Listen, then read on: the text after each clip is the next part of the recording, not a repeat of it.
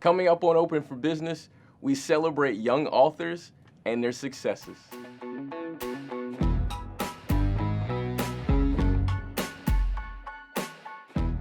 Welcome to Open for Business. This year, we are celebrating the student voice where we're recognizing the talents, ideas, and creativity of the individuals that make AACPS shine. Today, I'm joined by two special guests, Ariatna and Almaris.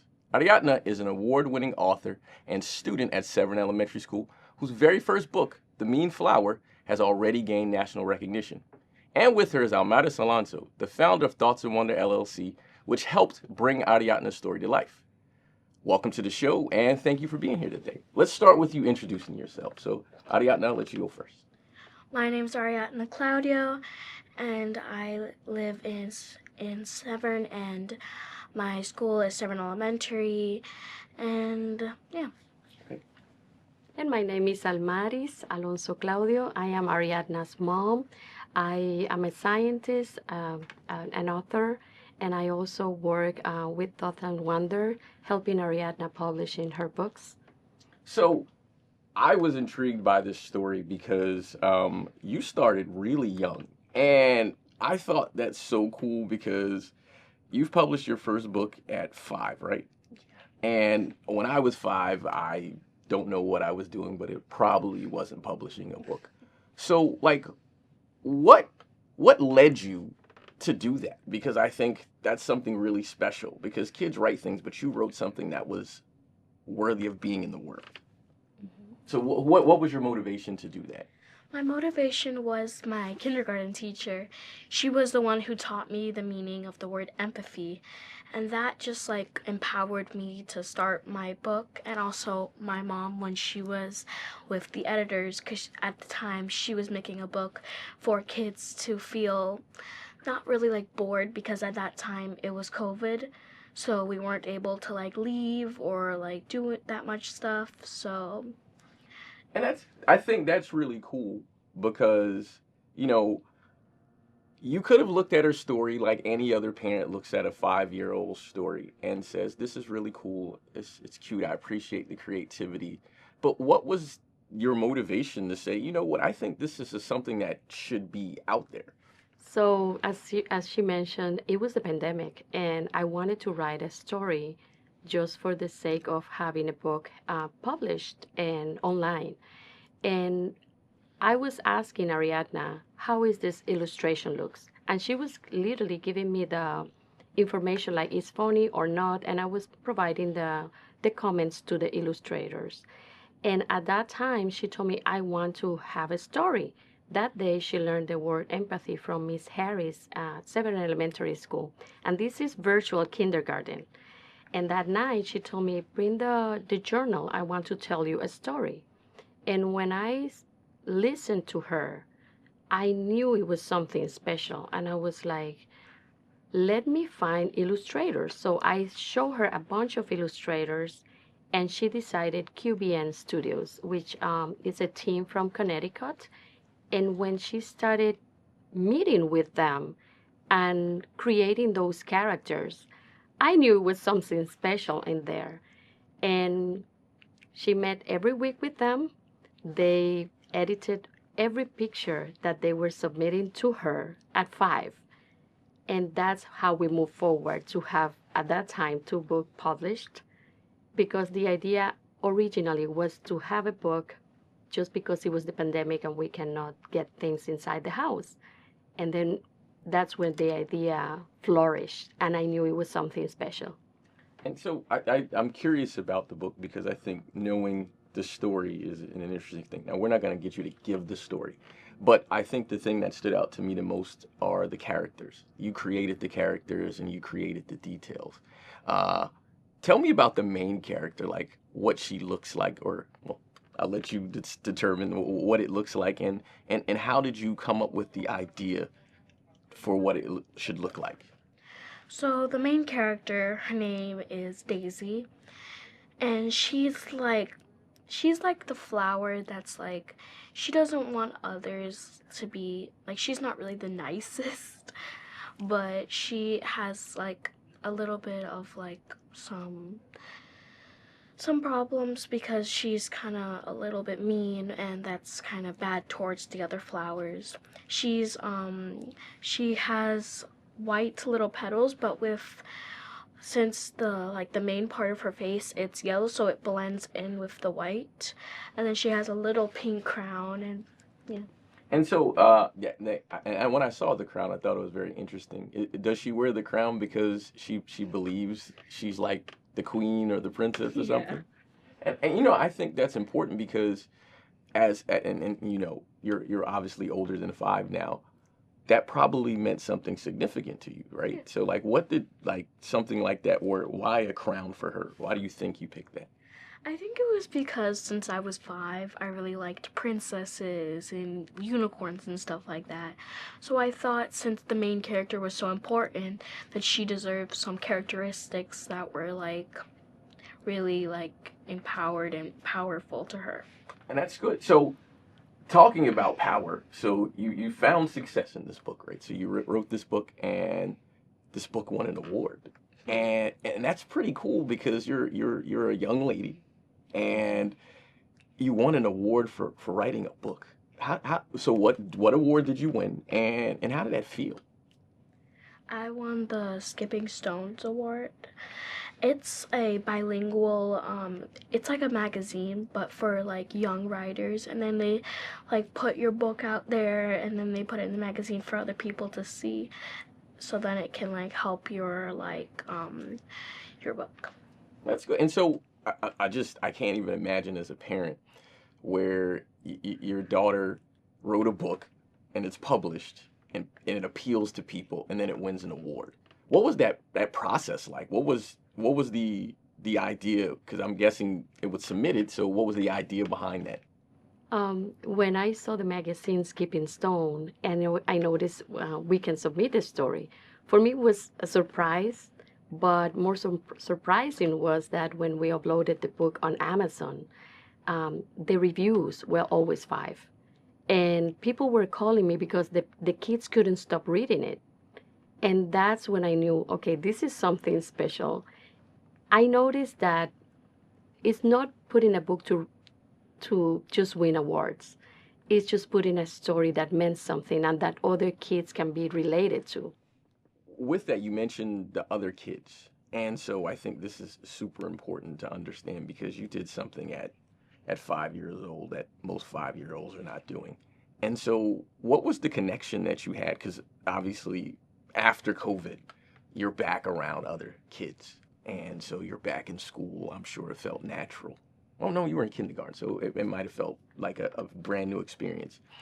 What was it like to be around the kids and then see how they shared stories with you? Did you hear stories that you're like, I would like to do something with you? Or how did you connect when your friends or your classmates connected to the story you wrote?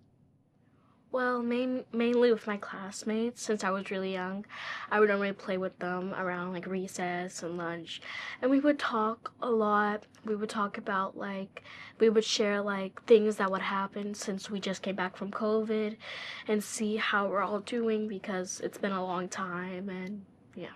And I think that's really cool because the thing about it is that, you know, as your mom mentioned, the other kids are reading your stories. So how did that feel to know that other kids like what stories you were telling? I felt like I felt like I could do anything at that point because I felt like if I published another book, it would be I wasn't for sure, but I was pretty sure that it would be as good as the one or even better as the Mean Flower, as I said before. Okay. And so how did that feel to see her go back to school? And did you wonder like would it have an effect on her relationships with other kids because she had something that other kids could consume in that way? So one thing that I have was the support of the teachers from Severn Elementary, especially Miss Cruz. Sometimes she invite Ariatna to read the book, and other teachers have said, we have an invited author, and is Ariadna reading the book. Other schools around Severn have invited us. For example, the Monarch Academy in Glen Burnie, where Miss Harris transitioned to work there. She invited the third grade teachers invited us to read in there. And it was pretty amazing because it was the book that initiated with Miss Harris, and it was being read for all the students in the third grade level. You mentioned that you felt comfortable and confident to write another one. And so you wrote another book. And so how did that feel? And did you feel like the process was easy or different? Or what did you feel about the next book you wrote? The other book I wrote, it felt really interesting to me because when I came back from school and I lost my tooth. And my mom, she's bilingual, so she believes not in the tooth fairy, but the tooth mouse. But since I live in here, I believe in the tooth fairy. So then I told her, "Look, I lost my tooth," and she was like, "Oh, look!" And I was like, "Maybe the tooth fairy will come," and well, maybe the tooth mouse. And then that's where we started to make my book. And so what's the name of that book? The Tooth Fairy and the Tooth Mouse. And so it sounds like that book is a connection of two worlds. Is that what it was? And how did that feel to combine the world that you grew up in, that you're growing up in, with the world that your parents grew up in? It felt like a lot of people could relate to it because at one point everyone loses a tooth and then they put it under the pillow like the story says, and then they get something the next day, and I feel like a lot of people could relate to that. That's excellent. And so how did you feel? Because she came with something that culturally is different than what you were used to. How did you connect to that? So that day, I immediately noticed, like, oh my God, my family is bicultural, because she was born in Silver Spring, Maryland, and I have to explain to her what the tooth mouse was. And that's when my husband and I sat down together and we have to explain to her. But it was like a family connection because at the same time, my husband in his childhood imagined that tooth mouse differently than in my childhood. These stories and this journey started 5 years ago, because you're getting old now, right? And so we look at that, and when you look back at that 5 years from now, is an amazing things can happen. And so what do you see for the future as an author, as a young person, and as a student? Well, right now we're creating another book. It's called Chocolate, about a true story about a horse. The horse, it had a issue with the eye because it got like a stick near the eye, so then it couldn't see. So, but it can still do things that other horses can, like it can still jump over hurdles, it can still do its trots and walks and stuff like that. And so in the process of making that book, how does it make you feel? I feel like my younger self would be proud of me. And so watching this process and the evolution, what has that felt like? Well, every time it's getting easier because now we have contacts for editorial parts. We have the illustrators. And for this one, she said, no, I want this illustrator. So she's able to select based on how she envisioned the book to be. And this was a real experience with a horse. She was riding in Merkle Farm in Maryland. So every time that she said, I want to do this, I am there to support her, but now it's easier to navigate the process. As we close up, the one thing I think is important is that you mentioned that you learned the process and the path. And so my question to both of you first is, where can people find the books? But before they learn that, because you've learned the process, are there any plans to help other young authors, teachers, or the community do what you're doing, where there's either a collaboration or you're just helping another author do what you do, right? And so I'll let you start this one because I think that's important to know, like, how you're going to do the outreach for what you've already accomplished. So we are in social media. We have a website that is Thoughts and Wonder. They can email us, and we are willing to help not only teachers, but students and parents if they have kids that want to publish. These days it's so easy because everything is available online. You don't have to go to Connecticut to meet with an illustrator. You don't have to go to Rhode Island to meet with the editor. Everything is online, is available. So I'm here to support not only teachers and students, but also parents that doesn't know how to navigate the process of getting a book published. Last week, I believe Miss Fiestre, she was the summer camp teacher for creative writing. She reaches out to me to just assist her on how her kid published a book. So there are things that now that I know through this process and through all this year, where are the children's book editors? Where are the book fairs that they can participate or attend? There are writers' workshops that they can also attend, or there are illustrators that they can work with. And how to navigate the contracts is also important. So through my website, we also have an Amazon. They can follow us on Amazon. And we also have Instagram, Almaris and Ariatna authors under Thoughts and Wonder. And what else, Ariadna? And so, because I think because you're the star for me, and what you've done, I know that your writing is evolving, and I know there was a mention of some graphic novels, which I think is really cool, right?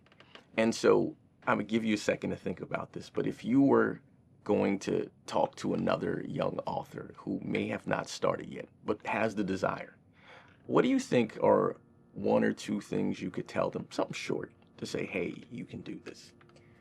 I would tell them, because most young authors, when they start something, they kind of like forget about it. And the thing is, when you start a book, if you have like the feeling that it's going to be something big someday, keep with your gut feeling, because there were some times where I felt like maybe this won't work out that well. But I was always encouraged by my mom that just because things might not turn out that well doesn't mean they might be well in the future. I think that's the best way to end it. And so thank you all for being here, and thank you for watching Open for Business.